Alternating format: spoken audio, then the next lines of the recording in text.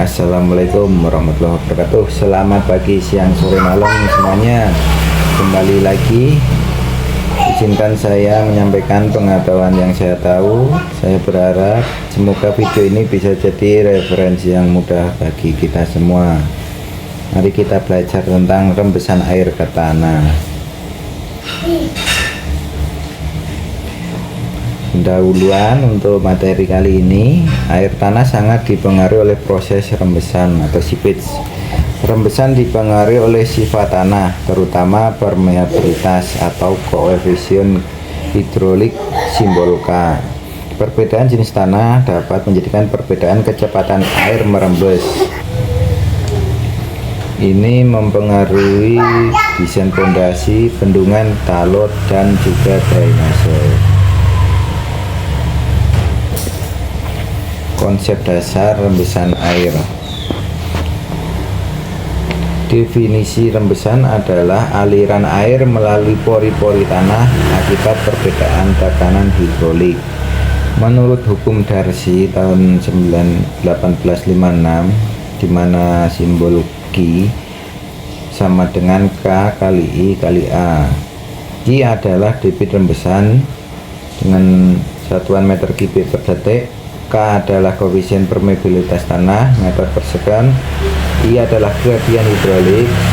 Sigma H bagi L adalah luasan penampang aliran meter persegi.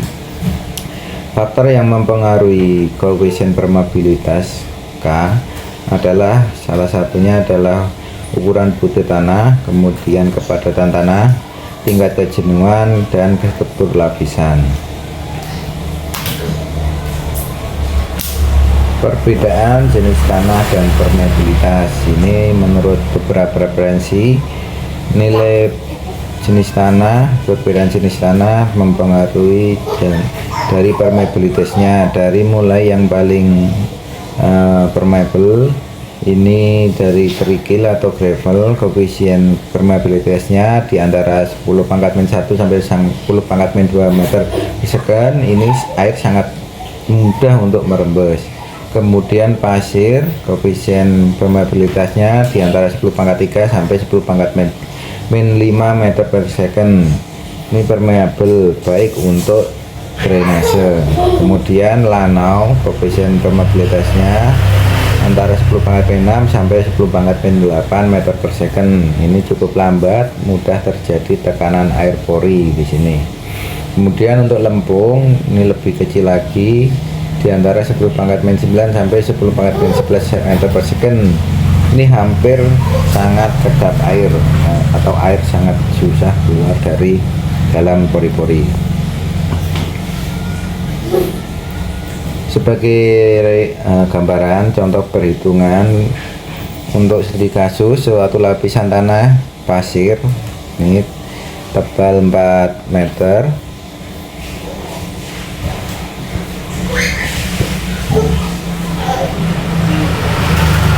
pasir tebal 4 meter, kemudian digunakan sebagai dasar saluran.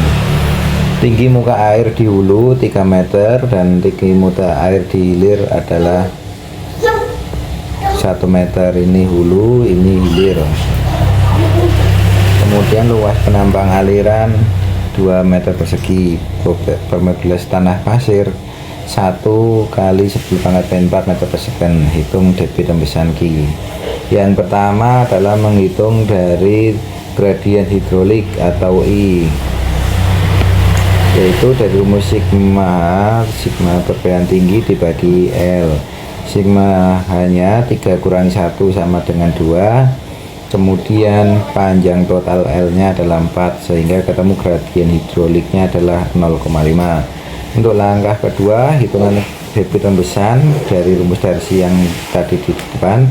Q sama dengan koefisien permeabilitas kali gradien hidrolik kali luas penampang, sehingga didapatkan debit rembesan adalah sebesar 1 kali 10 pangkat min 4 meter kubik per detik, atau kalau dikonversi menjadi liter adalah sekitar 0,1 liter per detik.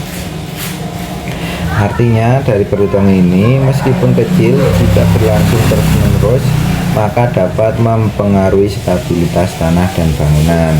Ini jika per detik, jika dikonversi menjadi per jam mungkin menjadi lebih banyak lagi. Kemudian contoh perhitungan yang kedua, dari hasil sebelumnya didapatkan debit rembesan adalah 0,0001 meter kubik per second atau 10 pangkat N4 atau sekitar 0,1 liter per detik. Kita coba hitung berapa banyak air yang merembes ke dalam tanah jika terjadi hujan dengan intensitas yang tinggi. Kita langsung konversi cepat kapasitas rembesan dengan nilai debit rembesan tetap sekitar I adalah 10 pangkat min 4 atau kubik per second. Maka ketika dihitung per jamnya kali 3600 detik didapatkan sekitar 0,36 meter kubik per jam atau sekitar 360 liter per jam. Untuk 2 jam hujan deras maka dikali 2 0,72 meter kubik, 6 jam hujan deras 2,616 meter kubik atau 2160 liter. Jika 24 jam terjadi hujan dengan intensitas tinggi maka volume debit airnya sekitar 8,64 meter kubik atau sekitar 8640 liter. Apakah intensitas hujan dapat mengubah angka di atas? Ini kita dari perhitungan di depan dapat kita simpulkan jika suplai hujan lebih kecil atau sama dengan kapasitas rembesan, maka yang merembes sebenarnya adalah suplai hujan karena intensitasnya lebih kecil dari kapasitas rembesan. Akan tetapi jika suplai hujannya melebihi atau lebih besar dari kapasitas rembesan, kasus hujan lebat, maka yang merembes maksimal tetap Q yang awal. Sisanya akan menggenang atau lari di permukaan atau masuk jalur lain. Contoh yang mudah dimahami, contoh lain, misal hujan dengan intensitas 10 mm per jam di area tangkapan seluas 100 meter persegi.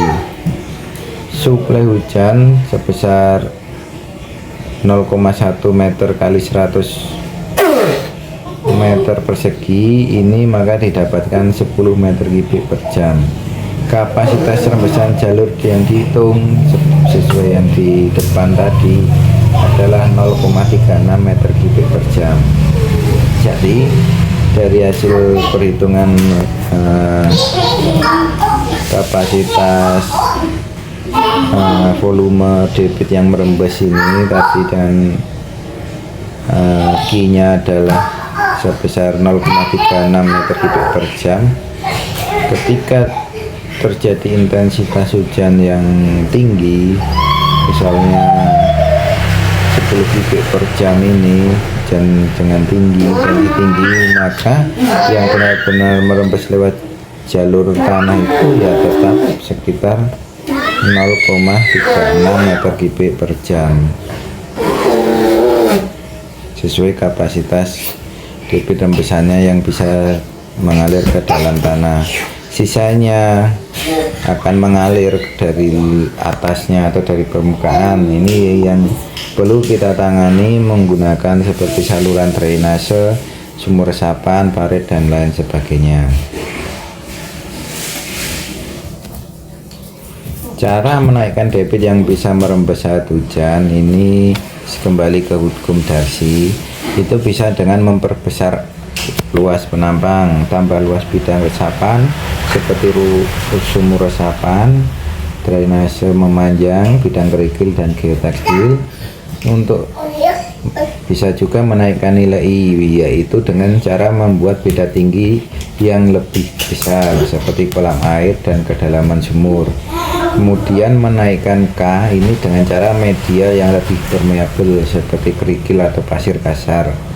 atau bisa dengan soil improvement pada zona resapan.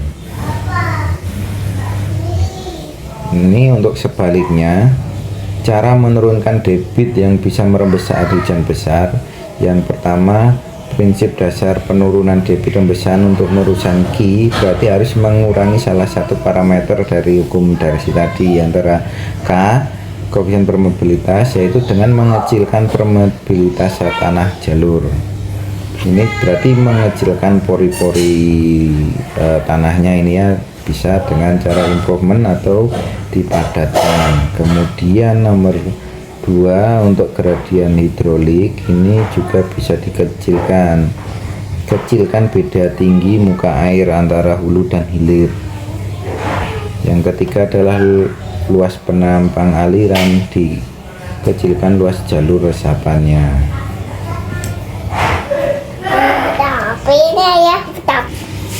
Cara praktis di lapangan untuk menurunkan debit yang masuk ke dalam tanah atau mengurangi rembesan ke tanah, yang pertama tadi dari unsur koefisien permeabilitas dengan cara growting atau menginjeksi semen atau gima ke dalam pori agar lebih rapat. Kemudian dengan membuat dinding yang lebih kedap seperti beton, sheet pile atau slurry wall.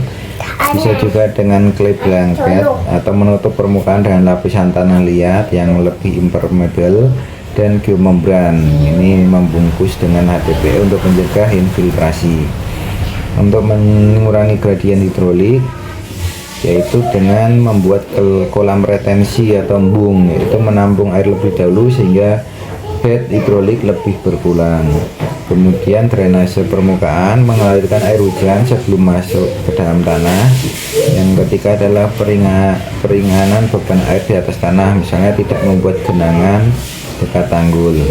Dengan yang ketiga, mengurangi luas jalur resapan atau A dengan cara pemadatan tanah. Membuat ini memperkecil rongga yang akan menjadi jalur air atau lebih padat atau lebih kecil pori-porinya. Kemudian lapisan kedap di permukaan dibuat seperti aspal, beton, dan lantai semen, dan menggunakan vegetasi tertentu yang akarnya dapat mengurangi retakan atau pori yang jadi jalur aliran air. Contoh ilustrasi perhitungannya, misalnya dari perhitungan awal tadi, debitnya adalah 10 pangkat min 4 meter kubik per second atau 0,1 liter per detik. Jika dipasang cut off wall yang efektif untuk menurunkan koefisien rembesan dari 10 pangkat min menjadi 4 min 6 100 kali lebih kecil, maka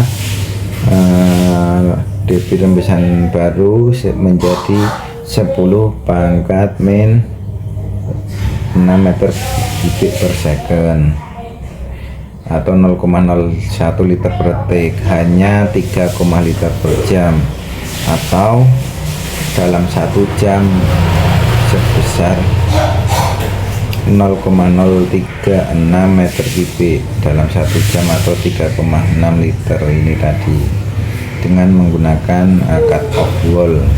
Metode yang pertama seperti dinding kedap beton maksudnya.